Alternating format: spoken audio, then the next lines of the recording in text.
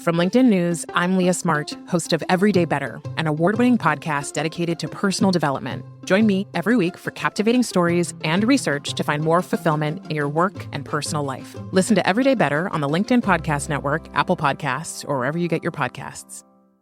From LinkedIn News, I'm Jessie Hempel, host of the Hello Monday podcast. Start your week with the Hello Monday podcast. We'll navigate career pivots. We'll learn where happiness fits in. Listen to Hello Monday with me, Jessie Hempel, on the LinkedIn Podcast Network or wherever you get your podcasts. We want to continue to make this podcast better, and we need your help to do it. We created a short survey that'll help us to get to know you better, and we want to hear from you. This is your chance to make sure that we are creating content that speaks to your unique needs. There's a link in the description below. Now let's get to the episode. Hey everyone, and welcome to our throwback episode. In our throwback episodes, we are reintroducing you to some of our most popular episodes. This is great for new listeners who want to learn more about the work we've done in the past, and it's a great refresher if you've been a listener for a long time. Enjoy. So how about you get us started by telling us a little bit about your business and actually a little bit about how we met too? Yes, definitely. So my name's Claire, and I am the 20-year-old founder and CEO of Aunt Flo. Aunt Flo is a buy one, give one subscription box for 100% cotton tampons and pads. And I actually met Kwame in the startup scene here in Columbus, Ohio. I was really trying to figure out how to navigate this business area and business space. I was looking for somebody to guide me, and Kwame kind of came into my life. He had an awesome energy about him, and I was like, this guy needs to help me. And we call our people that identify as male that want to be involved Flow Bros. And Kwame is like the best Flow Bro. He's like all about menstruation and like negotiating for menstruation and all of that. So Kwame, you're an awesome Flow Bro, friend. Thank you. I've never been described as somebody who is all about menstruation, but from you, I take that as a compliment. That's cool. Yeah, well, I think there's different degrees of all about menstruation. And I mean, for somebody that has never menstruated before, I feel like you're pretty open to it and pretty excited about it. Thank you. And so You're welcome. Now, audience, now you can see why I love Claire. The energy she brings is awesome, and just she has an infectious personality. And now we're going to see how this infectious personality has been so beneficial to her business because she's doing some really cool things. So can you tell us a little bit about the TLC opportunity? Yeah, so really excited. Aunt Flo has had the opportunity, or I have had the opportunity to be on a new television show called Girl Starter, and it is going to be premiering on TLC April 28th, and it'll be on TLC every Friday night starting April 28th at 7 p.m. Eastern. And the show is awesome. It is 8 girls that are all competing to win $100,000 for their new business ideas. The show is sponsored by Staples, and it is really an amazing opportunity to encourage young women and young girls to dream and act on those dreams and really get the job done. That is so cool.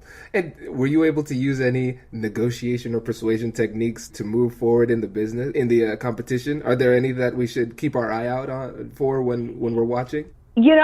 First episode, you will see how persuasive I am. I can't share too much about it, but we were selling something. And I was using a lot of persuasive techniques to sell and to encourage, or also really just get people to buy something that I'm not allowed to share yet. But definitely keep your eye out. And the whole show is all about negotiating and persuading. There's an undertone of negotiation and persuasion, I think, everywhere in everything that we do as entrepreneurs. I love it. That is so cool. So everybody check it out. It's going to be really awesome to see Claire wheeling and dealing on this show. I could only imagine. I'm pumped for that. I am too. I can't wait to see it. Cool. So one of the things I wanted us to talk about was your media strategy, because you, my friend, are everywhere. And now TLC, for example. It's really cool. But when we were speaking about a month ago, I was really fascinated and impressed with how you were able to strategically get free publicity using some of these persuasion techniques. So can you tell us a little bit about that? Yeah, definitely. So just a little bit of background. So we launched sales in November of 2016. And that being said, right now, we've been in business for around 5 months. And in 5 months, we've been featured in over 50 local and national news pieces, news publications. We haven't spent $1 on marketing. It's all just been earned media. And that earned media has been able to elevate us as a company and elevate us as a brand and a primary educator in the industry. So the way that we were able to do this is, of course, through negotiation. And of course, like, people think, okay, PR, like, what are you negotiating? And PR is something that a lot of businesses kind of just hire somebody else to do, like hire a PR company or hire like an intern or something. But there are a lot of tricks that I kind of created and learned that can really work well. And I'm happy to share those too. Is this a good time? Yeah, absolutely. Yeah. Okay. So regarding the negotiation and persuasion kind of stuff. So the strategy that I use is basically the stalker strategy. And it sounds kind of bad, but basically what I did for AuntFlo is we kind of identified the publications that we wanted to be featured in. So our target market is menstruating women ages 25 to around 45. So what are they reading? They're reading BuzzFeed, they're reading Bustle, they're reading Refinery 29, InStyle, Teen Vogue, and Cosmopolitan. So we made our list of huge features that we want to be in. And then we started the stalking strategy. So we found bloggers that would write about something similar to our industry. So maybe the tax on tampons. We would find that blogger, and you could typically find the author, and then you can find them on Twitter, find them on Instagram, find them on LinkedIn. And once you find them on LinkedIn, you can then get their email address. And so there's like this 6-step approach. And Kwame, I think we've talked about it before. It typically takes 6 pings or 6 hits to get somebody to respond to you. So that might be emailing them, tweeting at them, following them on Instagram, like do something to them 6 times for them to notice. And so basically that was the strategy. So we found them, we would find them on Twitter, tweet at them, comment about their blog, and then kind of do a small pitch like, hey, have you heard about this really cool company doing XYZ? And we would find something that would engage them. So each of our bloggers or each of the people that would write about us, we would send them basically like a period pack. So we'd send them like a free box of tampons, a free like badge pack. Like we have some really cool, outrageous badges with ovaries on them. It's awesome. And then like a poster or something. To them, that's a lot. That's amazing. And to us, free publicity, getting blasted out to hundreds of thousands of people is remarkable. And it pays for the like $20 that we put into making a period pack for them. So it's really just figuring out what they want and what we want and figuring out how we can play to their wants and to our wants. So, oh, you want a free box of tampons? Great. We'll send you a free box of tampons. And here is something that you can share. Another quick tip that I learned. So first of all, press releases are so out. Like, I don't know, we've never used a press release. We always just kind of cater our story in a 2-paragraph part of an email. And then in addition to that, we also learned that a lot of writers are actually freelance writers that write for a variety of different places, and they get paid per story. So they could get paid between $25 to $150 for each story they submit. But me, as a person that has never written for that blog before, it might be really hard to get my story published. So if we write a story and give it to that author, then she can not spend any time writing for us. We write exactly what we want to be said, and we have it in our language and everything. And then they just put their name on it and it's blasted out. Now, efficacy might be a little bit low on like who actually wrote it, but like for us, we want our story blasted, and for her or for him, for the writer, they want $125 for the story. So it's really understanding what they want and what we want, and how can we make both of the worlds collide. This is incredible, and this is really cool. So there, go ahead. Well, I'm just saying, like, these are like the things that if you Google it, nobody talks about it or nobody shares about it because PR companies don't want people to know. And so they don't share these hacks. But then like entrepreneurs don't know. And so you have to create your own ways. Like that's entrepreneurship. And so I really just kind of had to figure it out as I went along. And it's not a hard process. I mean, some people have already figured it out, and once you figure it out, it's just like a plug and chug kind of thing. Absolutely. Man, this is so cool. Okay, so there are 3 nerd things I want to pull out of this. So the first 2 are based on psychology. The last one is a pure negotiation strategy. So the first one I want to point out is the mere exposure effect, which is a social psychological principle where simply being exposed to something multiple times makes you like it more. And so the fact that you are being strategic about pinging people at least 6 times on different social media platforms is really smart, because simply exposing yourself to them, allowing them to know you, makes them like you more and like your story more and like your product more, simply because they see you more often. So that's really, really smart. And then also, you're triggering the norm of reciprocity, which is another social psychological principle where you give something to somebody and then they feel a sense of psychological debt to you. And so even if you know what the purpose of the gift was, we are humans, it is still persuasive. And so you are coupling the mere exposure effect with the norm of reciprocity. They feel more obligated to give you something in return. And then lastly, you take the time, and this is a negotiation strategy, to know your audience. You do the research. And so I really smiled to myself when you said you stalk them, because I do the same thing in negotiation. The listeners might remember me talking about the dating test. You need to learn as much about the person with whom you're negotiating as if you were trying to date them. You use the stalking test and I use the dating test. So we're kindred spirits in that way. Yes, definitely. This is so smart. So what are the biggest publications you've been in? Brace the rudders! Raise the sails! Raise the sails! Captain, an unidentified ship is approaching. Over. Roger. Wait, is that an enterprise sales solution? Reach sales professionals, not professional sailors. With LinkedIn ads, you can target the right people by industry, job title, and more. We'll even give you a $100 credit on your next campaign. Get started today at linkedin.com/marketer. Terms and conditions apply. So to listeners, like we've been in Forbes and Teen Vogue and InStyle, and those are big names, but the biggest return for us was actually being featured in Hello Giggles. And Hello Giggles is kind of like, think of like Refinery 29, BuzzFeed, like that style.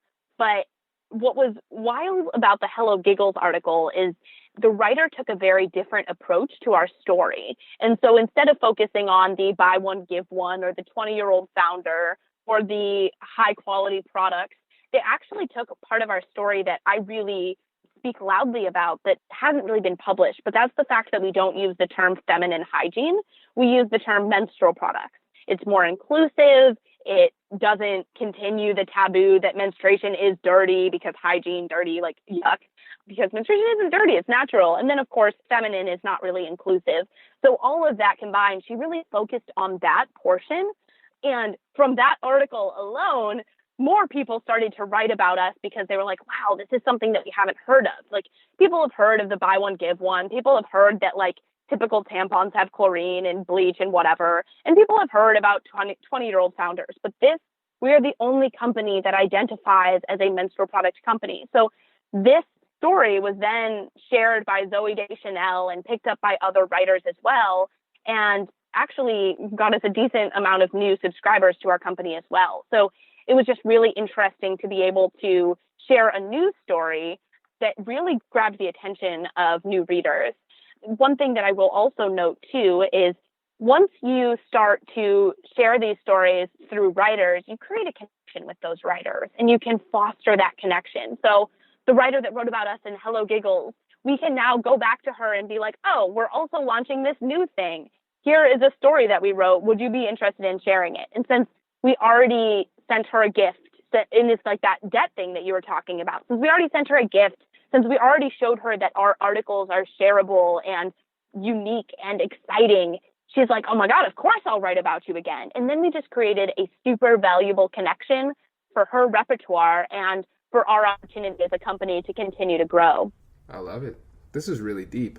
It's so funny that this point that you made about the difference between a feminine hygiene product and using the term menstrual product, this was even over my head, and I did your trademarks. And what's funny is like, I now remember, because when I did the trademarks, we had to do it within the category of feminine hygiene products. But now that you say that, it makes sense. Why do we use the term hygiene?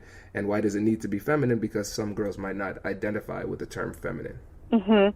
And also, like, what does feminine hygiene even mean? Like, that could really be anything if you think about it. It's not really descriptive at all. So that's really why we needed to make that movement as well. Absolutely. You should make a pitch to the USPTO and see if they'll change the category. Yes, I should do that. That'd be great. And then we could negotiate there. That would be cool.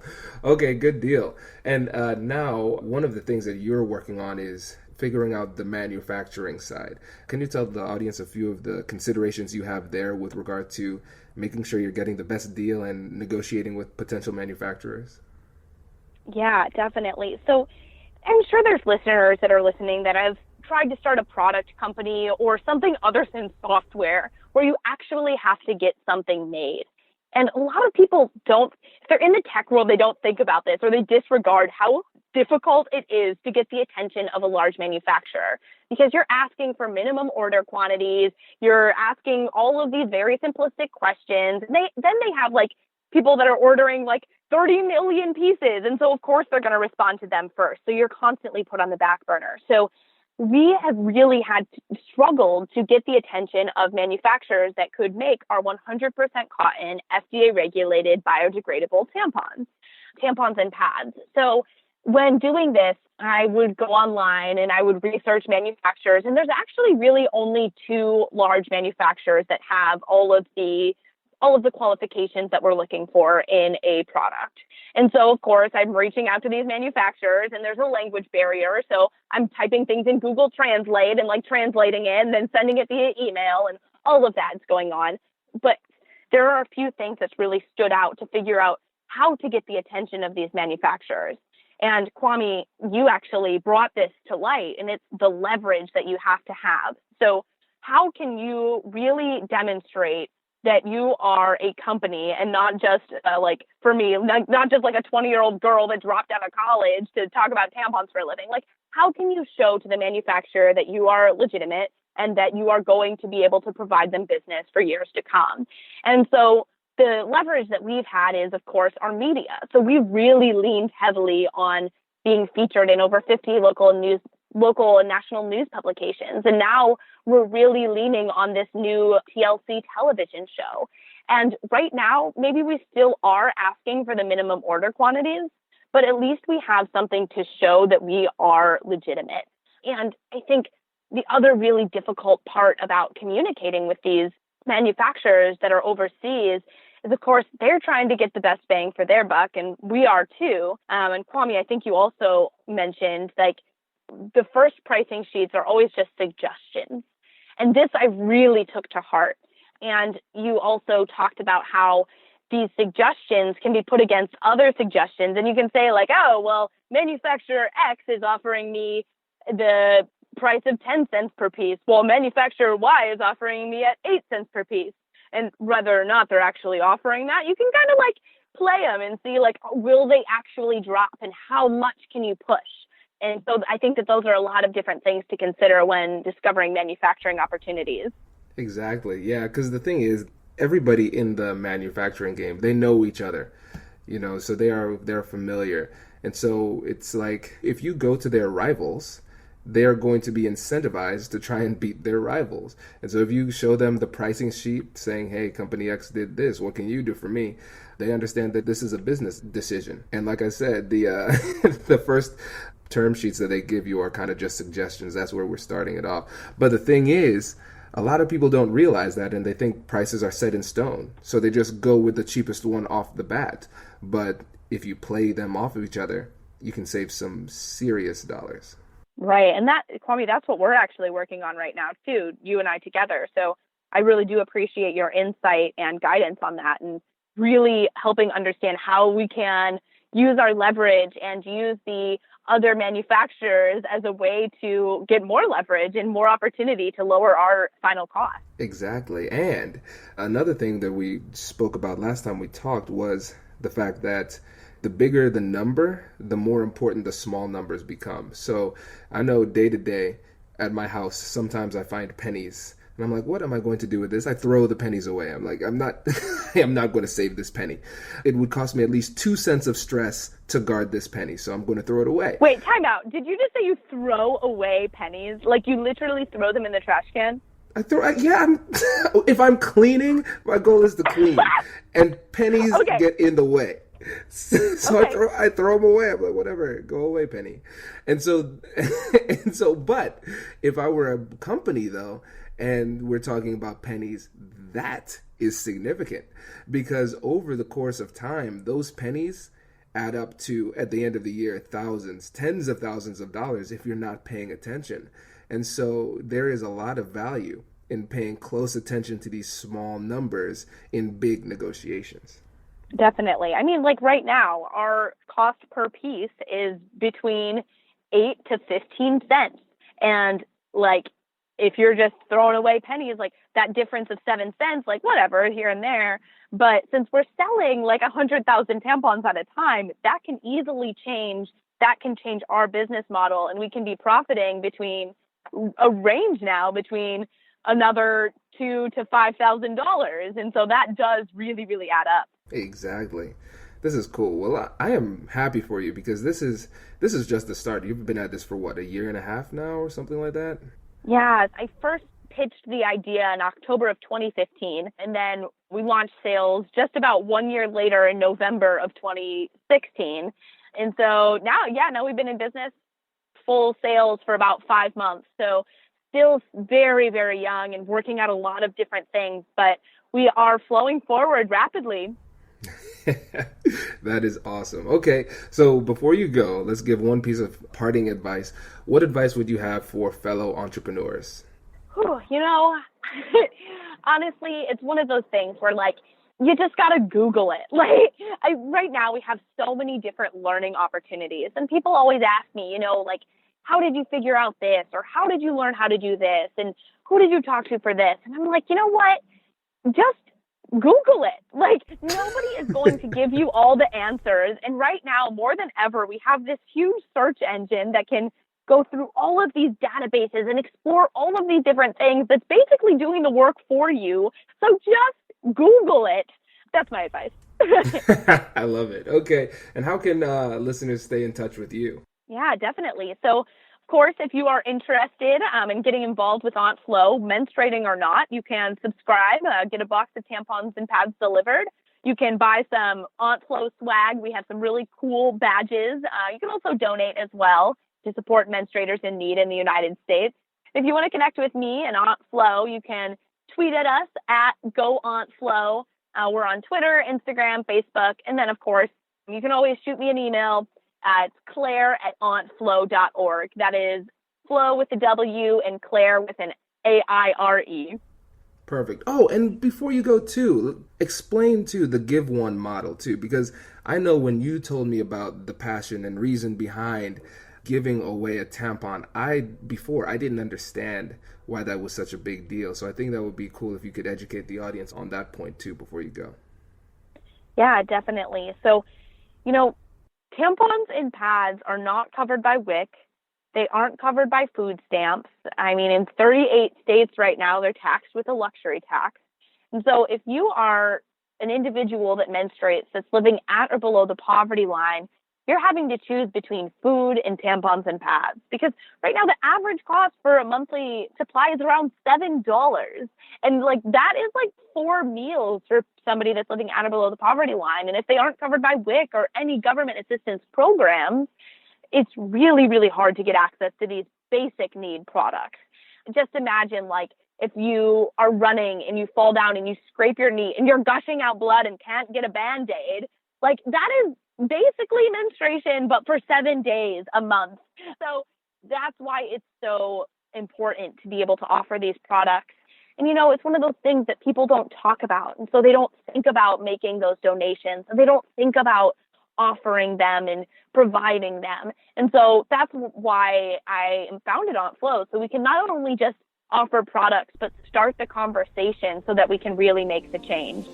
Congratulations! You've just joined an elite club. By listening to a full episode, you're now officially on the Negotiate Anything team. So welcome aboard. What most team members do is they subscribe to the podcast because that allows them to automatically get the latest episodes of the show. The best things in life lie on the other side of difficult conversations. Keep learning, keep practicing, and keep getting better.